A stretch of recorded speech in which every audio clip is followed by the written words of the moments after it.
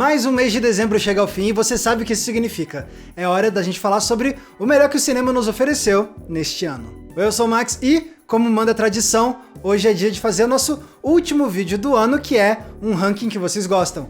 O meu Top 20 filmes de 2025. Mas antes vale lembrar qual é o critério que eu uso para fazer essa lista. Para um filme ser elegível, ele precisa ter sido lançado de forma oficial aqui no Brasil ao longo de 2025. Então ele precisa ter sido lançado nos cinemas, ou então no streaming, ou quem sabe ter sido exibido em uma mostra ou festival. E esse critério explica algumas coisas. Primeiro vai explicar por que vocês vão ver alguns filmes sendo creditados aqui no canto da tela como sendo de 2024. Na maioria desses casos é porque o filme foi lançado lá fora no ano passado, mas só chegaram aqui no Brasil de forma oficial em 2025. E esse meu critério também explica por que eu não incluí nessa lista alguns filmes que já estão sendo elogiados lá fora no exterior, mas que ainda não foram lançados aqui no Brasil. Por isso, vocês não vão me ver comentando aqui alguns filmes que já estão fazendo burburinho lá fora, como Hamnet, Marty Supreme ou A Única Saída. Se for pra esses aí entrarem em algum top 20, vai ser no do ano que vem. E nessa lista vai funcionar assim: das posições 20 a 11 eu vou fazer comentários mais rápidos, e aí quando a gente chegar no top 10, aí eu vou fazer comentários mais elaborados para cada um dos títulos. Então agora que tá tudo esclarecido, vamos lá.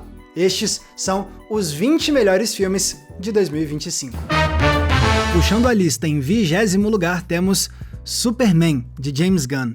Num ano em que os filmes de super-herói tiveram pouco impacto, Superman se destacou não só como um recomeço para o universo cinematográfico da DC, mas também como o raro filme de super-herói que ainda é capaz de trazer um drama genuíno e tocante na sua essência, fazendo desse um renascimento muito digno do personagem. Em 19º lugar, The Mastermind, de Kelly Reichardt. Nessa desconstrução do filme de ladrão, Reichardt nos mostra o que acontece quando um pai de família decide comandar o roubo a um museu. É uma premissa simples, mas a graça tá na exploração que o filme faz da autoestima delirante masculina e como isso faz a vida do protagonista ir se corroendo lentamente ao seu redor. Com essa dramédia, fica claro por que a Reichardt é uma cineasta tão diferenciada dos dias de hoje. Em 18º, Cloud, Nuvem de Vingança, de Kiyoshi Kurosawa. Esse mestre contemporâneo do cinema japonês retornou com um suspense sobre um homem que tenta enriquecer facilmente com a internet até o dia em que ele precisa lidar com as consequências dos seus esquemas. Aqui, o Kurosawa investiga como o capitalismo tardio na era da internet isola pessoas, as desconecta da realidade e traz à tona o pior que existe em muitos de nós. E isso faz Cloud ser um bom retorno de um dos melhores cineastas em atividade, sem dúvidas. Em 17º lugar, Morra Amor, de Lynne Ramsay. Depois de anos sumida, a diretora do inquietante Precisamos Falar sobre o Kevin retorna com mais um drama perturbador sobre a deterioração emocional de uma mulher após ela virar mãe. Mas agora o foco não é a relação mãe e filho, é a relação mãe e restante do mundo, atuada com uma performance avassaladora de Jennifer Lawrence. É uma experiência desconfortável, sem dúvidas, mas que também te faz dizer como é bom ter a Lynne Ramsay de volta. Em 16º, A Meia-Irmã Feia, de Emily Blichfeld. Nesse terror escandinavo de humor mórbido, temos uma releitura da história da Cinderela, mas pelo ponto de vista de uma das suas meias-irmãs malvadas. Aqui, Blichfeld cria cenas de mutilação e violência gráfica que não apenas dão nó no estômago, mas também levantam questionamentos sobre como o patriarcado convence mulheres a cometerem agressões contra si mesmas, na esperança de se sentirem enxergadas. Esse foi com certeza um dos filmes mais divertidos e impactantes do ano. Em 15º lugar, Foi Apenas um Acidente, de Jafar Panahi. Quando um mecânico se convence de ter reencontrado o homem que arruinou a sua vida anos antes, ele decide tomar uma atitude drástica. Mas será que ele está perseguindo o homem certo? Essa é a dúvida que inicia uma jornada de vingança cheia de ambiguidades. E assim, o Panahi nos prende com mistério e diálogos tensos. Mas, acima de tudo, o diretor reflete sobre a política iraniana e sobre como é complexo o trauma de quem foi vítima de um Estado autoritário. Em 14º, Trilha sonora para um golpe de Estado, de Johan Grimon Press. Esse documentário é uma baita aula sobre como Estados Unidos e Bélgica tentaram minar a independência do Congo. Mas o filme vai além e mostra como artistas de jazz tiveram um papel surpreendente nessa história, o que inspira a montagem do longa a seguir um ritmo musical repleto de energia que encapsula a raiva e a rebeldia que surge na luta contra o imperialismo. E é por ser um documentário tão único que ele merece entrar nessa lista. Em 13º lugar, Sonhos de Trem, de Clint Bentley. Aqui acompanhamos a história de vida de um homem ao longo das décadas, enquanto ele tenta encontrar o seu lugar no mundo em meio a inovações tecnológicas e tragédias traumatizantes. O filme conta não só com uma fotografia esplendorosa do brasileiro Adolfo Veloso, mas também com direção e montagem poéticos para investigar como pode uma pessoa boa desabrochar e se manter boa em um mundo constantemente hostil, criando uma das obras mais contemplativas e sensíveis do ano. Na 12ª posição, Nouvelle Vague, de Richard Linklater, uma dramatização sobre como o lendário cineasta francês Jean-Luc Godard fez o seu primeiro longa-metragem, o clássico Acossado. Ao recriar cenas do filme original e emular o modernismo da Nouvelle Vague, o Linklater surpreende, mostrando o calor humano e a leveza dos bastidores de um movimento que muita gente ainda associa a palavras como entediante ou prepotente. É uma merecida homenagem à genialidade de Godard, imperdível para os fãs do diretor. Em 11º, Valor Sentimental, de Joachim Trier. Quando um cineasta tenta se reaproximar da sua filha atriz, vemos como anos de ressentimento se emaranham numa rede de ambições artísticas e de feridas nunca curadas. É um dos poucos filmes que me fez chorar neste ano, mostrando como artistas usam a sua arte não só para refletir sobre as suas vidas, mas também para tentar mudá-las de alguma forma. Junte isso a uma performance brilhante de Renate Reinsve e você entende por que esse é um dos títulos mais elogiados deste ano. Beleza, então já passamos por metade da lista e, felizmente, vocês conseguem ver a maior parte desses filmes que eu citei agora ou nas salas de cinema hoje mesmo, ou então em plataformas de streaming. Mas tem alguns títulos no top 10 a seguir que já são um pouco mais difíceis de acessar porque eles não estão em algum streaming aqui no Brasil. Porém, é aí que você conta com a ajuda do NordVPN, que são os patrocinadores do vídeo de hoje. É que o NordVPN é um serviço de cibersegurança que permite que você se conecte a servidores espalhados ao redor do mundo. E isso te permite acessar conteúdos online que estão travados para regiões específicas. Tem um filme aclamado de 2025 que só está disponível para ver por streaming lá nos Estados Unidos? Pois você pode usar o NordVPN e se conectar a um servidor americano. E pronto, eles agora acham que você está naquele país e agora você consegue dar play no filme. E você pode fazer isso com centenas de outros países. Mas o NordVPN não serve só para você expandir o seu catálogo de filmes e séries, não. Porque o principal benefício mesmo desse software é a privacidade. Porque o programa serve para você esconder o seu IP, que é a identidade do seu aparelho quando ele se conecta com a rede. Para isso, ele cria uma conexão privada, que é algo que te dá mais segurança. Porque com uma conexão privada, ninguém consegue ficar monitorando as suas atividades online. E isso também ajuda na prevenção contra ataques virtuais. E aí, se interessou? Então você pode usar o meu link, nordvpn.com/entreplanos. Se você for através dele e assinar o plano de 2 anos, você ganha 4 meses adicionais de NordVPN com um baita de um desconto. E ó, pode experimentar sem medo, porque o NordVPN te dá garantia de reembolso de até 30 dias, caso você mude de ideia. Mas lembra que você só consegue aquele preço promocional usando o meu link que tá aparecendo aqui na tela e que tá aqui embaixo na descrição do vídeo. Então você já pode clicar nele, assinar o NordVPN e ter muito mais segurança, privacidade e acesso a mais filmes e séries incríveis. E falando em filmes incríveis, vamos continuar então pro top 10 dos melhores filmes de 2025, agora com comentários mais elaborados para cada um desses títulos. Vamos lá. E puxando o 10º lugar, vem Levados pelas Marés, de Jia Zhangke. Esse mestre do cinema chinês está há décadas explorando temas de solidão e de conexão em um mundo que muda constantemente. E para o seu novo filme, o cineasta reflete sobre a própria obra de maneira experimental. Porque em Levados pelas Marés, o diretor pega cenas de filmes anteriores dele para ressignificá-las e depois complementá-las com cenas novas filmadas nos dias de hoje. O resultado é uma história de amor que atravessa as décadas, enquanto vemos os personagens envelhecendo de verdade, já que o Zhangke traz de volta os atores dos filmes antigos. E isso com aquela característica narrativa do diretor, contemplativa, silenciosa e paciente, que nos faz sentir a solidão e a melancolia dos personagens e mostra como, para amores que se afastam e se reencontram muitas vezes, não resta muito a ser dito para além de um olhar e de um gesto. Levados pelas Marés é um daqueles filmes que explora com criatividade o que os filmes podem ser e cria uma das experiências cinematográficas mais diferentes de 2025.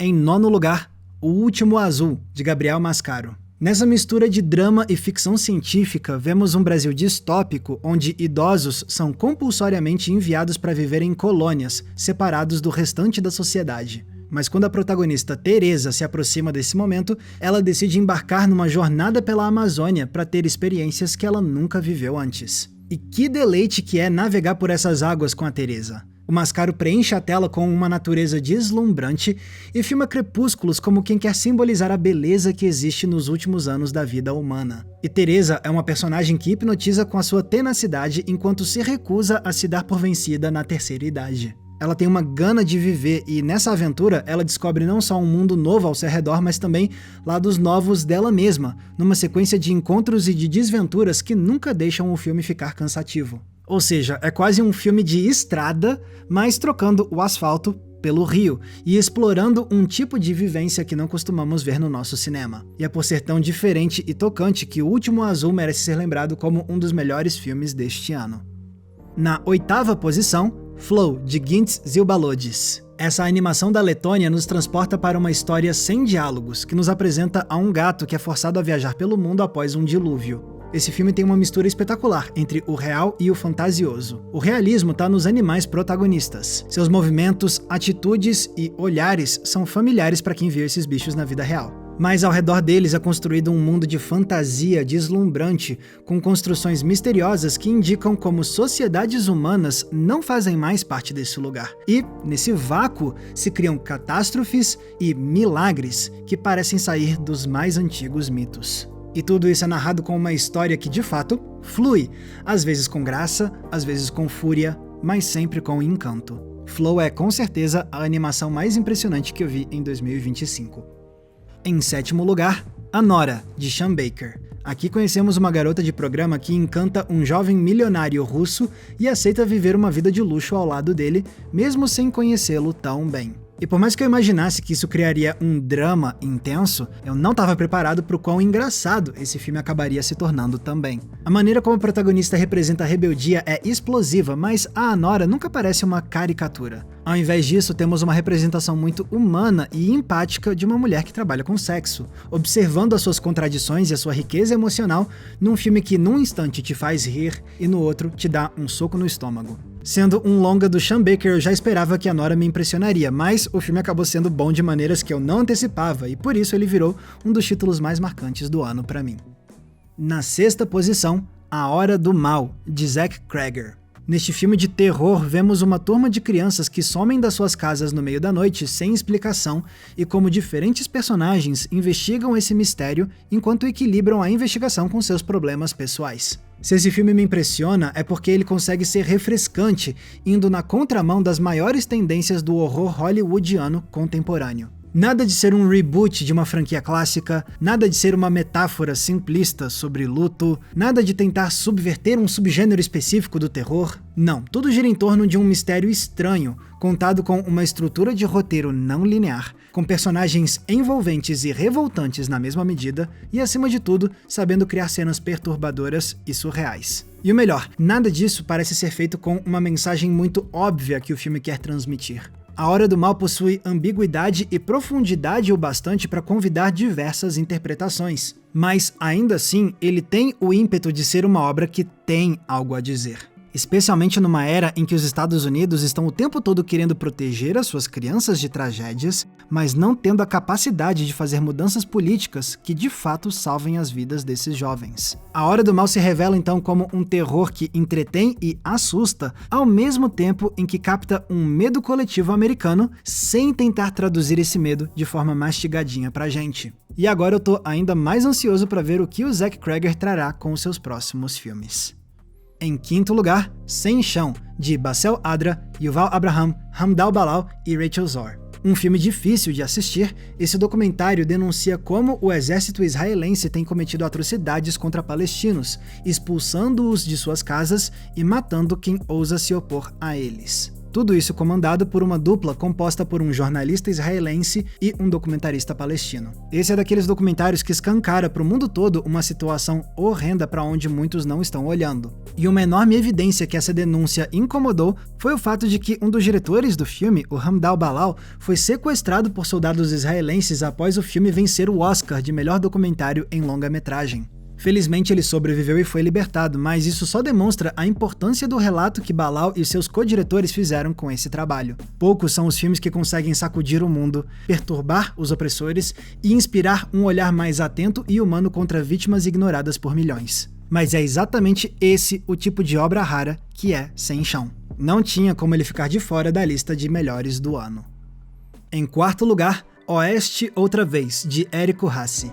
No interior do Goiás, 2 homens brigam por uma mulher e nesse conflito eles vão puxar mais homens para um ciclone de emoções reprimidas que se transformam em violência. Com uma sinopse dessas, Oeste Outra Vez tinha tudo para ser um filme bombástico, mas a genialidade do Rassi é ir na direção oposta. Seus personagens são, na maior parte do tempo, calmos, se expressando com palavras cordiais e gestos lentos. Mas nada disso é cavalheirismo. Essa polidez não passa de uma fachada que esconde a incapacidade masculina de lidar com sentimentos de inferioridade e de frustração por tempo demais. E quando essa paz externa não consegue mais conter a ira, é aí que Oeste Outra Vez traz as suas mortes e suas tragédias com cenas de cair o queixo e de partir o coração. Este é um faroeste contemporâneo brasileiro que sabe dosar ação e exploração psicológica com grandes performances, diálogos líricos na sua simplicidade e horrores que atormentam os espectadores. Oeste Outra Vez pode não ser o filme nacional mais badalado do ano, mas ele merece sim muito, muito mais reconhecimento. E é por isso que eu o coloco tão alto nessa lista de melhores do ano. Na terceira posição temos Uma Batalha Após a Outra, de Paul Thomas Anderson. Fazia tempos que eu imaginava como seria um filme desse diretor mais voltado para a ação e agora sabemos a resposta. Aqui conhecemos um ex-guerrilheiro que descobre que a filha dele virou o alvo de uma conspiração militar e agora ele precisa voltar à ativa. Soa uma premissa familiar, mas a graça tá em como o Anderson subverte a fórmula do agente que volta para mais uma missão. Porque o protagonista não é uma máquina de guerra, mas sim um pai de meia-idade atrapalhado e que tá com os neurônios fritos após anos de uso de drogas. E isso cria tanto momentos hilários quanto cenas de tensão verdadeira. E ao mesmo tempo vamos alternando entre outros pontos de vista para ver como o Anderson usa essa história para satirizar a extrema-direita, criar personagens femininas inesquecíveis e multidimensionais, e nos conduzir num suspense que prende a atenção sem parar. É uma mescla de ação, comédia e sátira política como pouquíssimos cineastas poderiam criar, comprovando que Paul Thomas Anderson ainda é um dos grandes diretores em atividade.